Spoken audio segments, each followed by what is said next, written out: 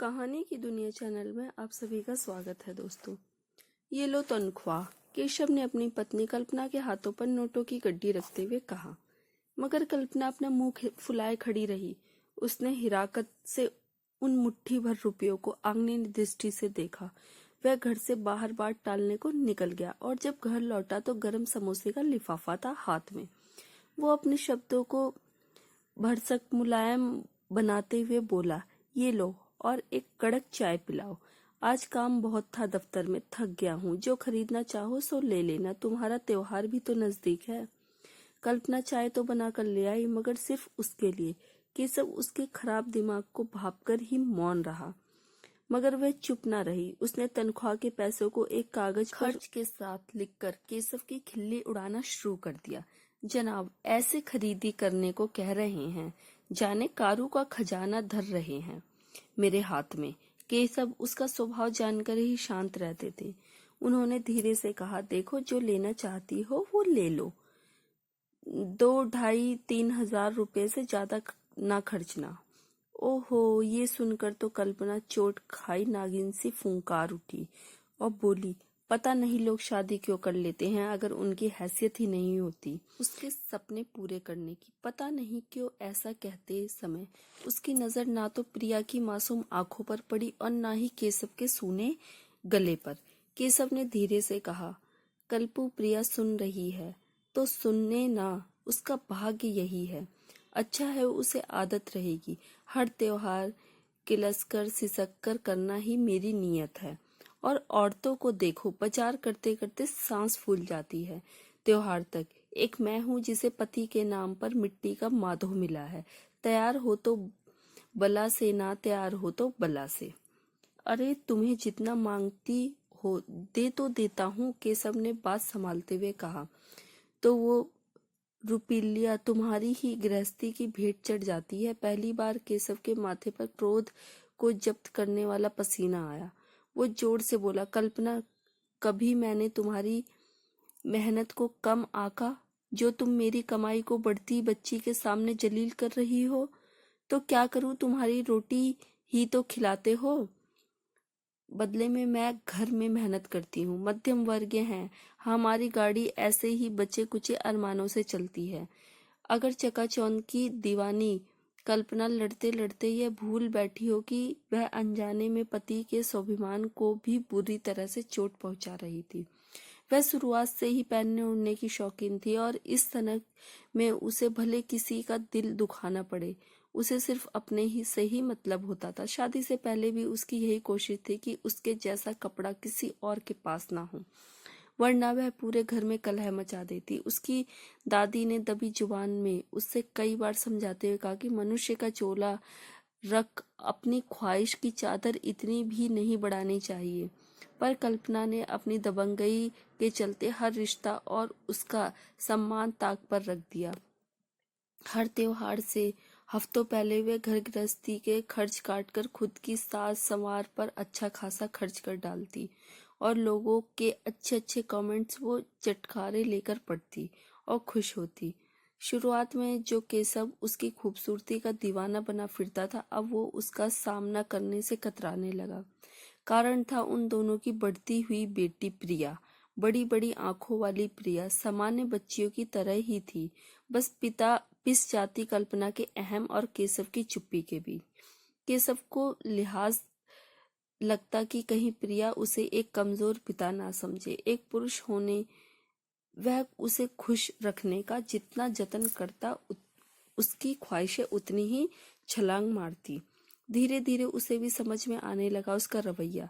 अब जो समय वह उसके साथ प्रेम से गुजारता था, वह बाहर गुजारने लगा। हाँ, समय काटने की गरज से वह बाजार में ही नौकरी के बाद अकाउंटेंट का काम देखने लगा। घर जाता तो बस खाना खाने और सोने के लिए। धीरे धीरे उसने अपना कमरा अलग किया और खाने सोने से ही वास्ता रखने लगा घर में। मगर शाम को आया तो एक खूबसूरत महंगी साड़ी हाथ में लेकर और प्रिया को आवाज दी, माँ को दे आओ। प्रिया लेकर गई तो उसके अंदर एक मंगलसूत्र भी था, जिसे देखकर कल्पना तो निहाल ही हो गई। उसने केशव की मनपसंद खीर प्रिया के हाथ से भिजवाने की कोशिश की, मगर उसने ठंडेपन से मना कर दिया। खैर, उसे ना कोई अंतर पड़ना था और ना पड़ा। वह अपनी धुन में मस्त रही। उसकी सारी तैयारियां पूरी थी। त्योहार में भी ज्यादा समय ना बचा था, मगर 3 दिनों से केशव की उसे शकल भी देखने को नहीं मिली थी। उसे कुछ बेचैनी हुई तो फिर सोचा सब कुछ ठीक तो है, नहीं बोल रहे तो ना बोले। अपनी मर्जी की सभी तैयारियों से संतुष्ट होकर वह पूजा कर चुकी थी। पर आज केशव को तो देर भी हो गई थी घर लौटने में। अब उसे बुरी तरह घबराहट होने लगी। रात के 12 बज गए थे। उसने त्योहार की सभी तैयारियां कर ली थी।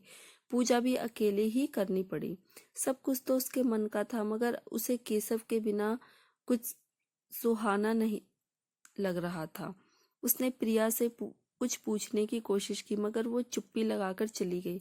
घर वालों ने भी उसे कुछ ना कहा। बस उसे कुछ ऐसा लगा कि सब उससे कुछ छिपा रहे हैं। थोड़ी देर बाद उसने रिक्शे पर केशव को उसकी सहकर्मी के साथ बैठे देखा। वह सहम कर उधर दौड़ी तो उसने इशारे से उसे मना कर प्रिया को बुलाया और दवा देते हुए कहा, इन्हें परेशानी थी आंखों में और सड़क पार करते समय एक्सीडेंट हुआ था और बेहोश हो गए। पर भाभी को बताने को मना किया था। ड्रिप चढ़ी है और कोशिश करना कि तनाव ना हो। केशव कल्पना की तरफ मुंह फेरकर सीधे अपनी माँ के कमरे में जाकर लेट गया। अब कल्पना से ये बेरुखी भी सहन नहीं हो रही थी। वो व्यंग्रता से उनकी ओर लपकी, मगर केशव ने अपनी जेब से एक पुड़िया निकालकर कमजोर आवाज में कहा, प्रिया, इसे अपनी माँ को दे दो। नहीं चाहिए। वो जोर जोर से रोने लगी। ये क्या हो गया आपको? पहले भी मैंने बहुत मनमानी की, मगर आपने कभी ऐसे दिल पर ना लिया। क्या करता कल्पना, जब तुम कुछ सुनने को राजी ही नहीं होती थी तो क्या कहता और क्या सुनता? तुम्हारी आंखों पर चढ़ी चकाचौंध और बाजारवाद की पट्टी ने तुम्हें बुरा बनाया, मैंने नहीं। तुम्हें खुश करने की कोशिश में मैं अपनी जरूरतों से पीछे होता गया, मगर तुम अपने गुस्से के आगे कुछ नहीं देख पा रही थी। देखा कि मगर बहुत देर में नजर पड़ी। मेरी डॉक्टर की पर्ची में लिखा था कि आपकी आंखों का ऑपरेशन जरूरी है। कोई और होती तो शायद अपनी गृहस्थी बचाती। मुझे मतलबी ने अपने आंसू देखे और ना आपका मौन। बस भगवान से यही मानती रही कि सब ठीक हो जाए। जो बात आप मुझसे कहकर ना समझा पाए, वो सब बातें मुझे आपकी बेरुखी ने समझा दी। दुल्हन दाम्पत्य का असली सुंदरता एक दूसरे के साथ देने में है।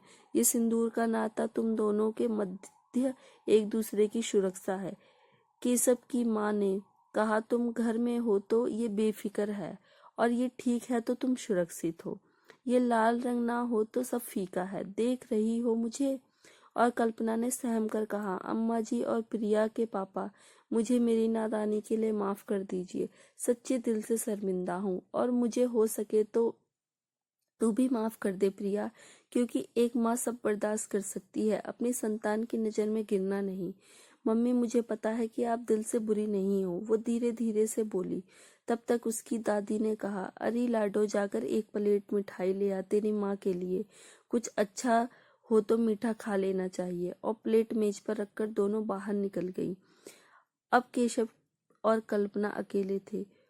उसने हाथ जोड़कर कहा, सुनिए जी, माफ कर दीजिए। मुझे समझ में आ गया है कि मेरा असली गहना सिर्फ आप हो। मेरा सिंदूर, पता है, अकेले पूजा करते समय सब था मेरे पास। सब बेकार लग रहा था आपके बिना। लग रहा था बस किसी तरह आपको देखूं तो सुकून पाऊं। मन में बड़े बुरे ख्याल आ रहे थे कि आप सकुशल हों। अब कभी जिद नहीं करूंगी। कोई बात नहीं, जब जागो तभी सवेरा। मुझे पता था कि देर सवेर तुम भी समझ जाओगी। लज्जित कल्पना की समझ में नहीं आ रहा था कि प्रिया अपनी बेटी से ही वो किस तरह आंखें मिलाए। आज की कहानी आपको कैसी लगी दोस्तों? अपनी प्रतिक्रिया अवश्य दें। मुझे आपके अनमोल विचारों और सुझावों का इंतजार रहेगा। वीडियो अच्छी लगी तो लाइक करें, वीडियो को ज़्यादा से ज़्यादा शेयर करें और अगर आप चैनल पर नए हैं तो सब्सक्राइब करें। आपका एक सब्सक्राइब हमारे लिए सराहनीय है। हर हर महादेव दोस्तों।